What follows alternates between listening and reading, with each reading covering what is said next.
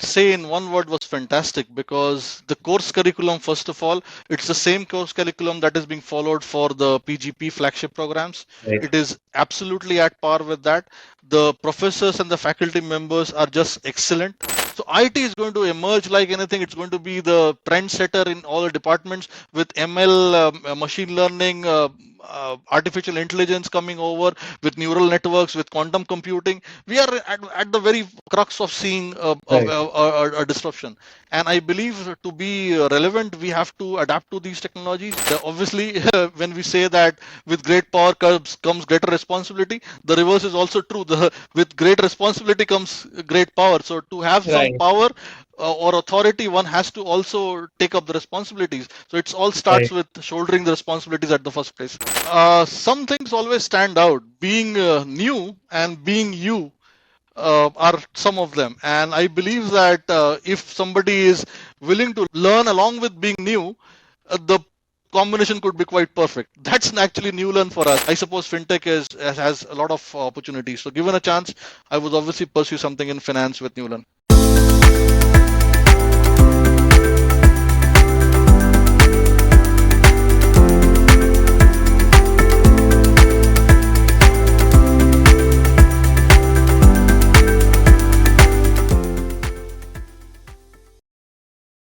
Hey Mayukh, welcome to Saturday with Sumit season 3. How are you doing? Hello, Mr. Sumit. I'm doing really good, and I hope the same with you. And thanks for having me here. Thanks to Mr. Sumit, you and the entire Newlearn team for having me here. It's an absolute pleasure. Thank you so much, Mayukh. We met, I think, during our campus immersion at IIM Raipur. And after a very long time, we are now interacting in this session. So, Mayukh, we will talk about your academics first. So, I was going through your LinkedIn profile, although a lot of things mentioned there. But yes, one thing which I was very excited when I saw that you did your graduation BTech in the year 2009, and then you pursued your MBA in the year 2021, and you completed in 2023. So why it took almost 14 years to realize that the post graduation is really important for you? It's a good question, Mr. Sumit, and it was always there on the cards. I mean, I was always categorized as an MBA material right from my college days, right from my school days rather. But yes, incidentally, everybody has to go through the grind. So I thought, after having done my engineering bachelor's of technology in electrical engineering, I thought it would be better to at least hone up new skills, get to know the corporate world first, learn something, and then strive on and let's say capitalize on an MBA or a postgraduate program. So that is why it took me more time.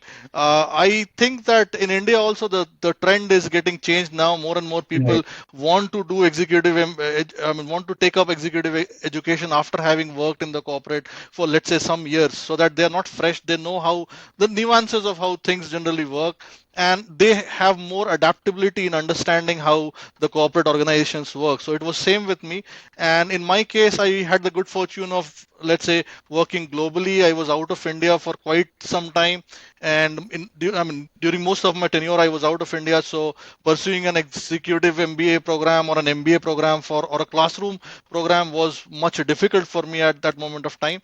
But yes, thankfully to COVID, because when I was down with COVID, I was on a leave, and it gave me some time to think and ponder about what things have been left in the freezer and not completed in terms of the checkbox.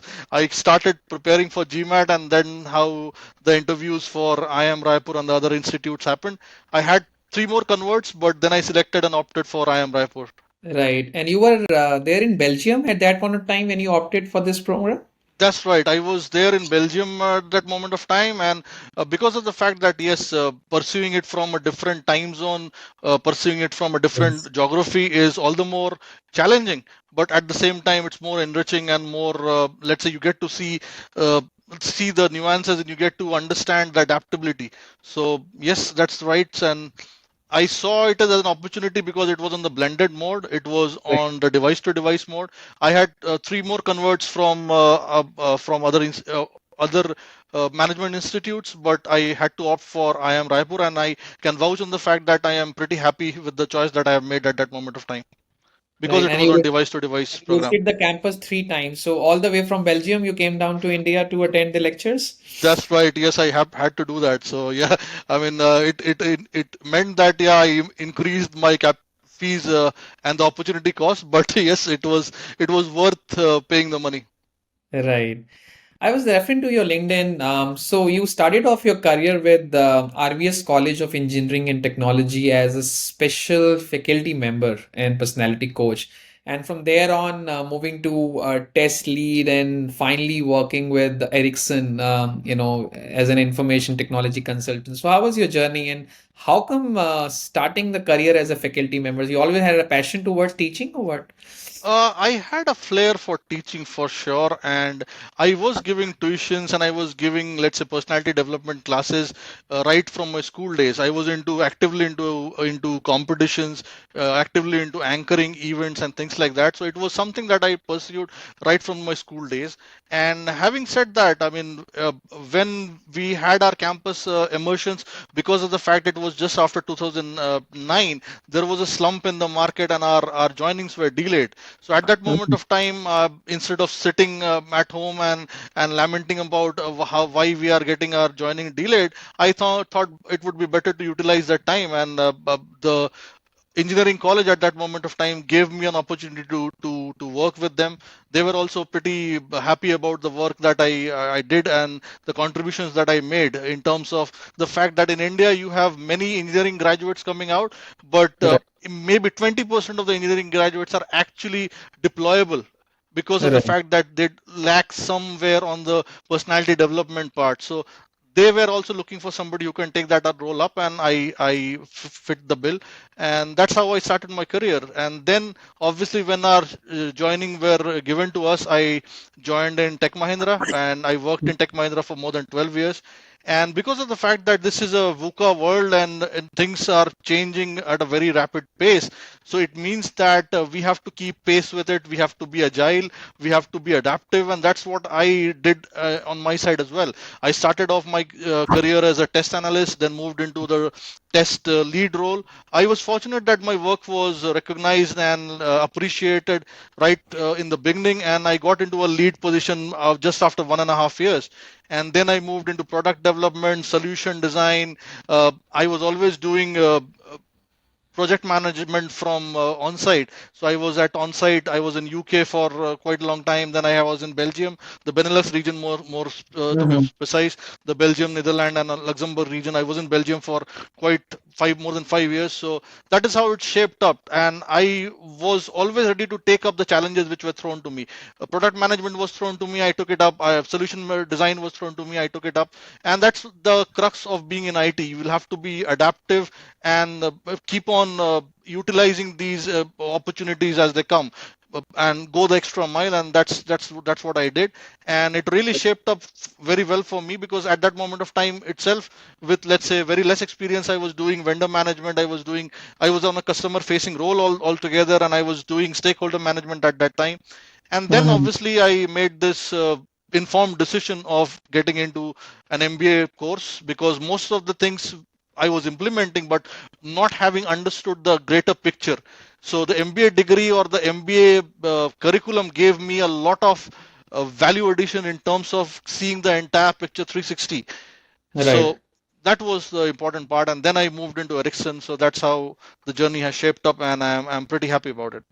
So you joined Ericsson while you were doing the ePGP program, right? That's right. I shifted base, and I joined Ericsson when I was on the verge of completing the MBA degree. That's right. Right. And can you share any specific instance where your global perspective, since you worked at the other country outside India, so any specific instance where you feel that it has really brought a significant impact in your career, no. So any Mrs. if we talk about. Yeah, Mr. Sumit, I really count myself to be very fortunate, because I had the exposure of working with different clients from different geographies, being at foreign locations, because it's a very important time frame that we're talking about. We're talking about a time frame where there is global digitalization, and this digitalization in itself is reinstating the globalization. Right. And that's why you see that Indian colleagues are doing so well, because it is very important to embrace and celebrate the change amongst cultures, and have an adaptability for them. Uh, After all, we are all living in a human atmosphere, and human resources are the most important thing. So whatever we say, whatever we do in any industry, we actually interact with humans. So they are the biggest capital, and they're the biggest resources. And doing human relationships, doing PR and networking is very important. And I have actually been fortunate, because I have had a lot of acceptance, love, and reverence given to me by foreign nationals, by foreign clients, and the work has been appreciated.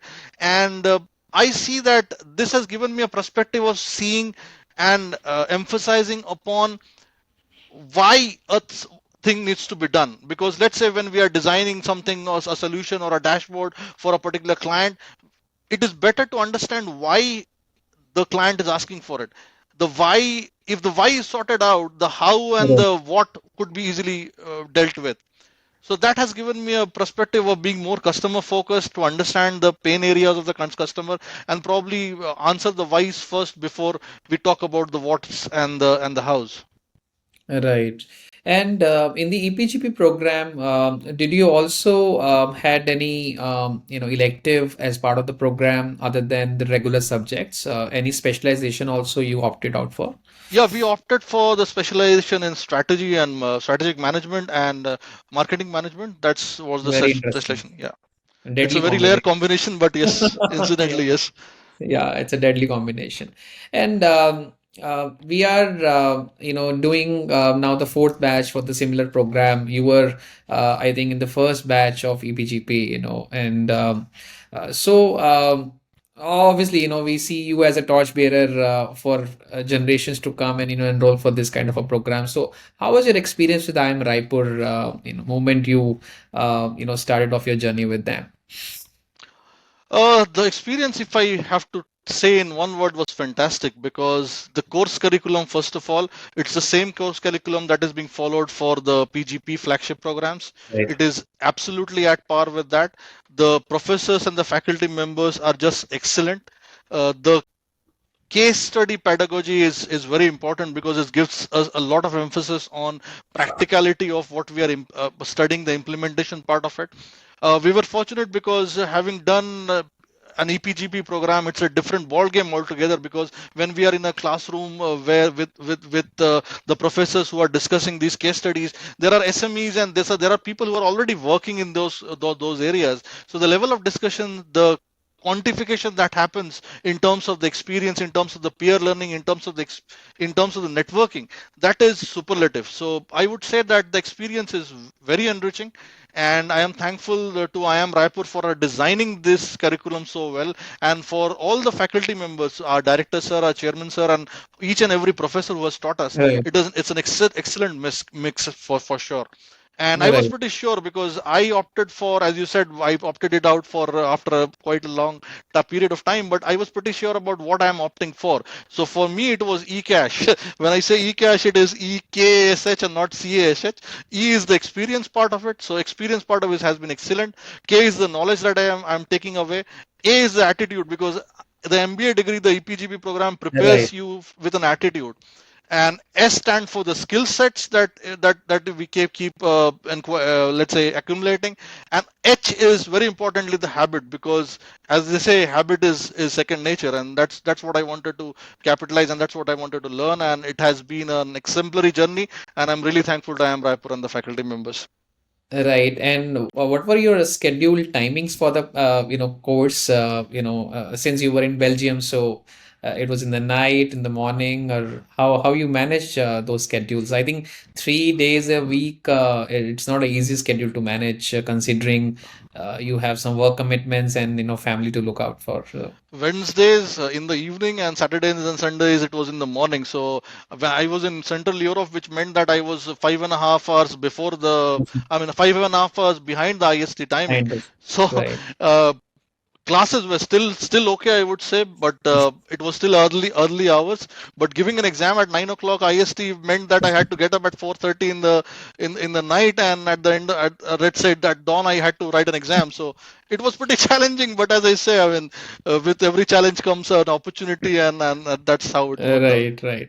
And any emerging technologies you believe that can really add a flavor, to that we get a lot of inquiries from working professionals asking for what sort of technologies or trends that we should enroll themselves in different programs.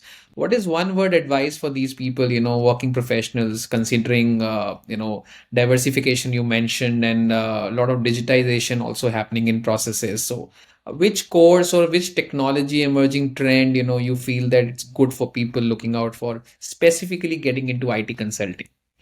Okay, so at this moment of time, I presume that we are standing at a very uh, verge or the cusp of an inflection point. When I say Hmm. inflection point, because it's going to change very rapidly from here. If you look at the Hmm. last 20 years, it has been the fastest of the last century. Right, If you look at the last 20 years from a different perspective, relatively, it would mean that they were the slowest. And we are at the cusp where Moore's law is failing. So the power of the microprocessor is getting doubled maybe in 2 months, not in 18 months or 1 year, 2 years as what Mr. Moore suggested. So we are at a cusp of, let's say, a right, tipping point of technology. What is going to take over from here is how we adapt to it. Disruptive technologies in form of AI, in form of the Internet of Things, because that is a very important part. Because now we are talking about integration, we are talking about assimilation, we are talking about higher and higher degree of encapsulation and higher degree of abstraction. We are talking about the whole ecosystem being built. Before, quite a few years from now, IT was just a support function. Then it became an enabler. Today is it's a prerequisite. So IT is going to emerge like anything. It's going to be the trendsetter in all the departments with ML, machine learning, artificial intelligence coming over with neural networks, with quantum computing. We are at the very crux of seeing right, a disruption. And I believe to be relevant, we have to adapt to these technologies. We have to understand how the chat GPT and the artificial intelligence right, work, how the quantum computing is going to work. And this is going to throw us a challenge, because the businesses would also have to adapt to all these technologies, maybe capitalize them and use them to their advantage, so that they become relevant and have the competitive advantage altogether going forward. right. And I'm very curious to know your experience when you had a subject of finance, accounting. I have lots of friends in IT working with IBM, Accenture, TCS, and they all from the IT, whether they're in testing or the other domain. They always find it difficult to cope up with the finance as a subject. So did you also face any difficulties while you're doing an MBA and had finance lectures? Personally, I did not feel intimidated or difficult in terms of coping up with finance. For me, finance was, let's say, a given choice. And being from the engineering background, quants was obviously something that we are used to think of and used to think in terms of. So it meant that, yeah, it was, let's say, still known areas and known waters. So it was not very difficult for us.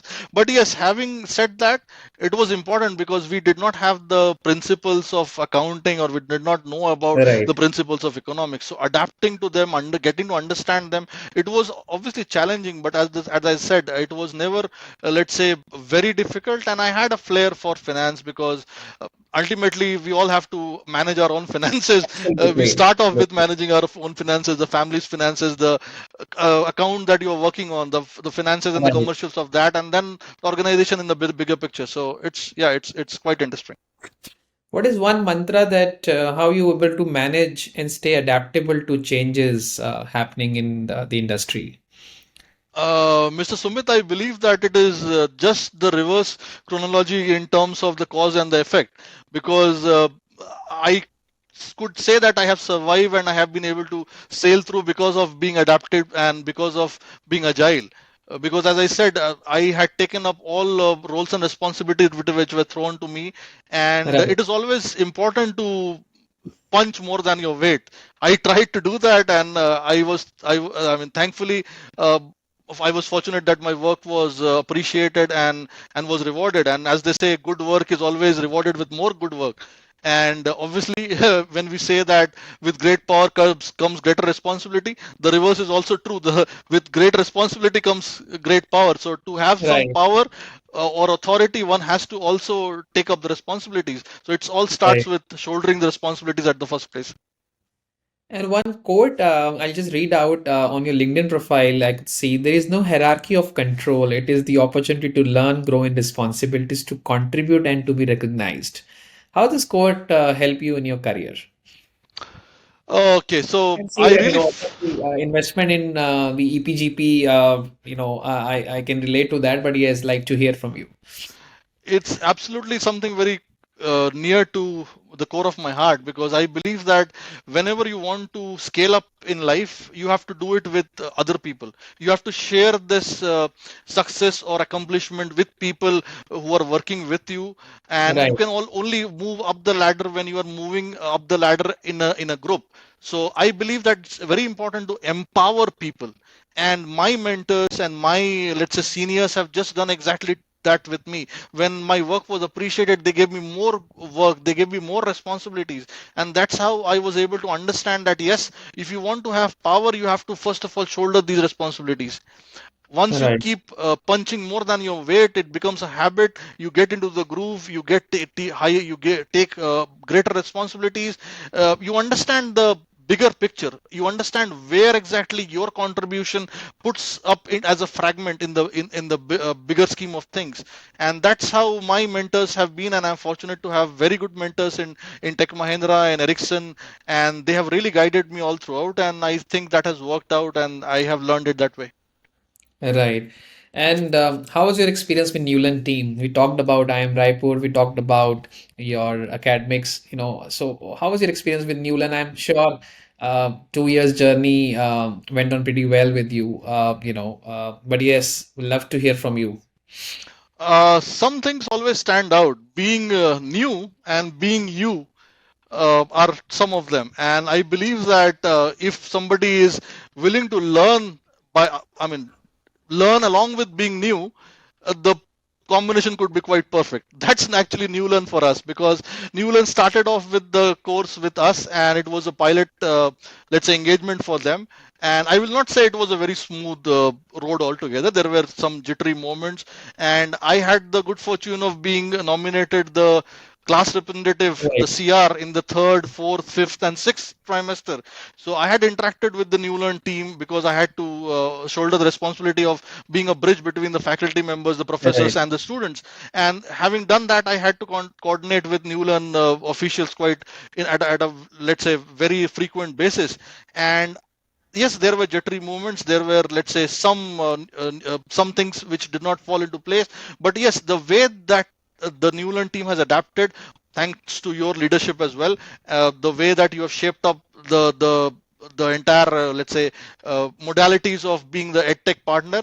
And I must congratulate you and the Newlearn team, because you were the challenger. You were never the incumbent. But today, I see that in edtech, you are actually challenging the big players, and you have maximum tie-ups with the IIMs and the IITs. So it speaks volumes about the good work that you guys are doing. And I really give a lot of congratulations and heartiest best wishes to you, Mr. Sumit, and the entire Newland team. Because at that moment of time when I was interacting with the Newland guys, some of the names were like Mishika and Akash. They were always almost part of the cohort. So yeah, it was as frequent as that, and we really had a good support from them, and they worked to ensure at least that we have a seamless right. transition altogether. So thanks for that. Glad to hear from you. The compliments. Mayukh, if given an opportunity to come back to Newlearn and do a program, although management covers everything and it's a long program that you had completed, but one subject which you like to pursue from Newlearn, what would that be?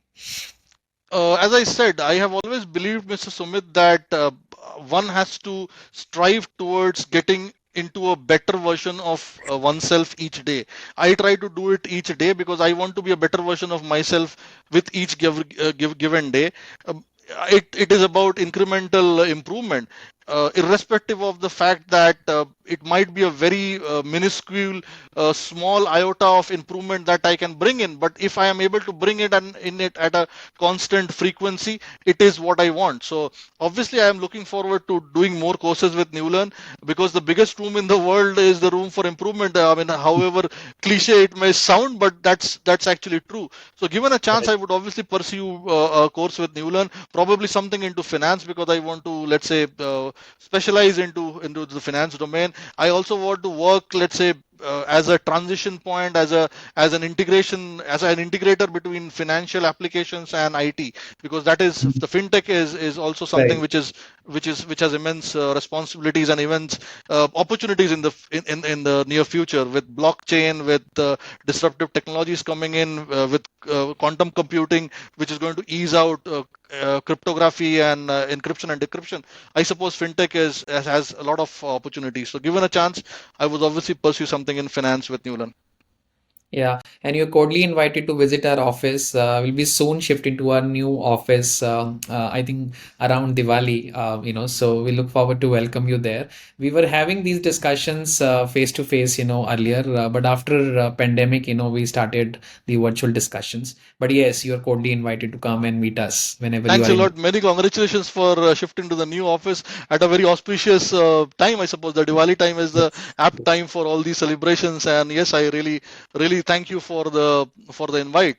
And as you said, I mean, I have said this before as well, and this is a realization which has dawned upon me during the COVID times.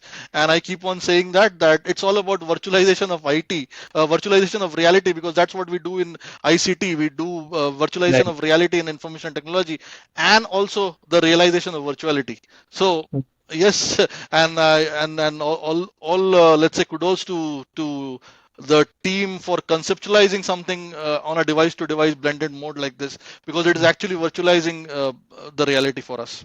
Right. And with this, we end our discussion, Mr. Mayukh. Thank you so much for taking our time and sharing your part of the story. Although we get to know a lot about when people send us the testimonials, on a piece of paper. But yes, it is always lovely to, hear from you in a session like this. Thank you so much for taking our time. Always happy to help, and thanks for having me here. And all the best to Newlearn and the entire team. And we would like to see the legacy of the institute and the legacy of the program being carried up forward by the upcoming batches. Thanks a And lot for having me here. all the best to you also for a new stint with Ericsson. Yeah, thanks a lot. Thanks. We're looking forward to it. Thank you so much. Thank you so much. Thank you so much.